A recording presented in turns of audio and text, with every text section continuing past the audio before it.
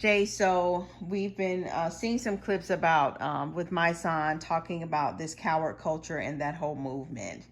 I saw a video recently where he seemed to kind of talk in generalization, and I think it should be more specific. So, have you seen that clip? And then, what's your thought on this whole coward culture situation?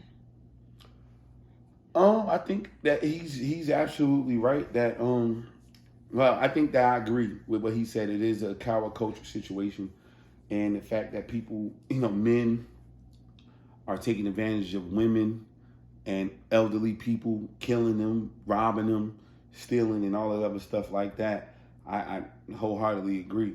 With that video that I saw, though, one thing that I disagreed with, and I see it not just with him, but with a lot of people, especially once they get to a certain point, and this dates back to years ago, as far as our I'm going to call, I guess, ancestors at this point. We got to stop throwing out blanketed statements. You know what I'm saying? Especially once we get our platform to be so big. I fucks with Mysonne and his movement super duper hard. What I didn't like is that he said that anybody who decides to walk past when they see a woman being beat up or hurt, they're a coward. I didn't agree with that. And the reason why I said that is because I think that you're misinterpreting what he's describing is a hero. And everybody's not going to be a hero. And we come from the same, we're in the same age bracket. He's from New York, I'm from Jersey. And so we've been growing up around the same type of situation. We understand the difference, and he should understand the difference between, like, niggas can be, everybody don't be out there, putting on hero shit don't mean that they cowards. A lot of niggas get down and ain't even in the mix like that, But for a person that's going to prevent somebody from being hurt has jumped into what's called hero mode. And there's nothing wrong with that. Sometimes it works, sometimes it don't. I.e., just a couple weeks ago, gentlemen, like in a Walmart or some type of grocery store situation, dude was beating on his girl, stepped in. Now he has his wife, he's in the store with his wife and his child, an armed baby. He gives his baby to his lady to go over there to help out this woman, and the dude turns around and shoots him. Now, of course, it was on the news. We heard about it. I don't see a lot of people running to this young lady and giving her bags, going in there, showing up to be a father or help out for this young man's kids and his family after he's gone. He's just a martyr, and not even a big enough martyr, because not enough people talking about the shit to the day. So a person who hears something like that and chooses to move on, I'm not going to call them a coward. They made a decision. You know what I'm saying? Now, yeah, you do that to his girl and he don't do nothing. Because once you say that somebody's yours, you're supposed to protect that. So if you don't, you're a coward. If somebody come at you and bring the smoke to you and you don't come back with it, you a coward. But everybody doesn't have to take on everybody else's problem. That has to be worked out from within. However, nothing but salute to the brothers or sisters sometimes who decide to say, I'm going to be a hero. And I'm going to take it to that next level, and do that. Now, this is not coming from a person who's never been in that space, because I've done it multiple times. You know what I'm saying? I've tried to do it diplomatically. I went in all the way in, and I was lucky enough, because no matter how much I was willing to fight, at the times, 99% of the time, I didn't have a gun. I didn't have a knife. So if it could have went, I understand that was God's grace on me, that if it went the other way, I couldn't have been here for my children.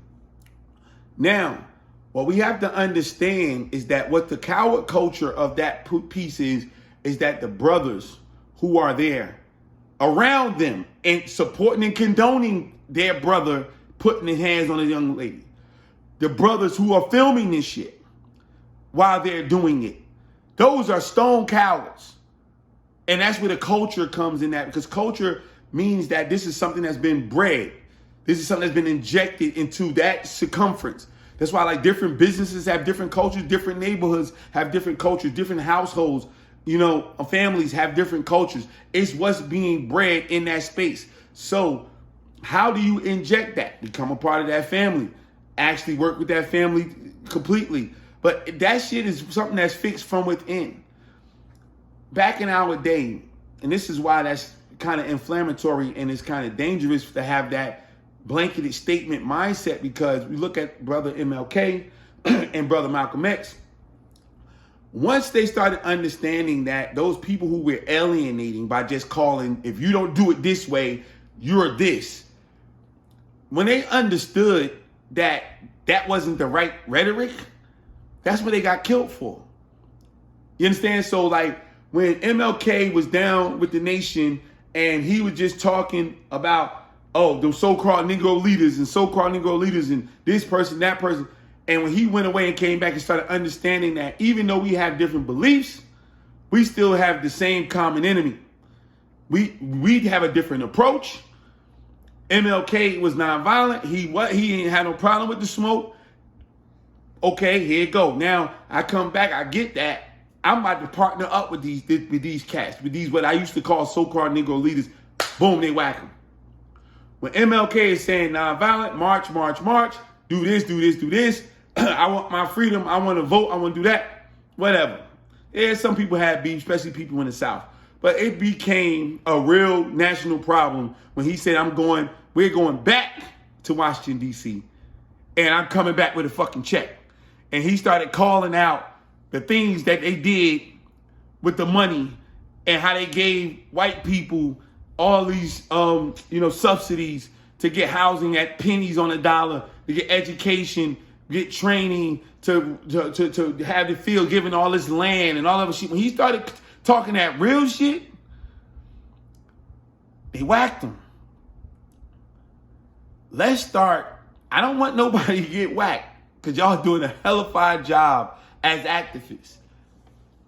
But I just want you to definitely have the understanding that just because they don't move like you and move the way you would move, they shouldn't be alienated, because it doesn't mean that they can't be effective in getting the same point across as you're trying to get. Because you, in that way, in that bravado, might not be able to get to touch those individuals. But if you can line up with somebody else who can get into that family, maybe it's through a child, maybe it's through a teenager who hasn't been turned yet, maybe it's that way, so that they can start creating a different culture. You know what I'm saying? Because it takes time to implement new culture. That's why when businesses come, people take over business, they wipe everybody out. They fire everybody. Because they're so messed up in that culture.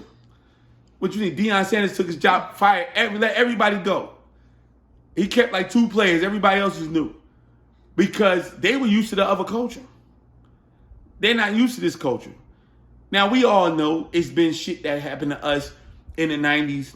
A lot of cats were sipped away. So them fathers that could have been around, or them uncles, or them OGs that could have been around and still in the culture that we learned in the late 80s going into the 90s, they wasn't there. So they had to learn it from the rap music. Now they on the internet and all the other bullshit. Like, this is real stuff. Because we wasn't letting that happen when we grew up in what we call the real tri-state area, New York, New Jersey area. You know what I'm saying? But this is what the product of that is. I just want us to stop blanketing our statements is either this way or you this. Because that is what our brothers was doing back in the day, our forefathers was doing back in the day, and they had years of miswork with good individuals because they didn't partner up. MLK was called the coward. These so-called Negro leaders who want you to turn the other cheek. But that man can move a crowd just as well as MLK was able to move a crowd. What happens if 10 years prior they started working together? Could have went one of 2 ways. Either they killed both of them faster, or they could have got a lot more shit done. But I believe that they would have got a lot more shit done. And even if they would have left this earth the same way they left now, anyway, a lot more people would have saw them work together, and that would have created a whole new culture for black leaders, and we wouldn't be in the situation we're in now.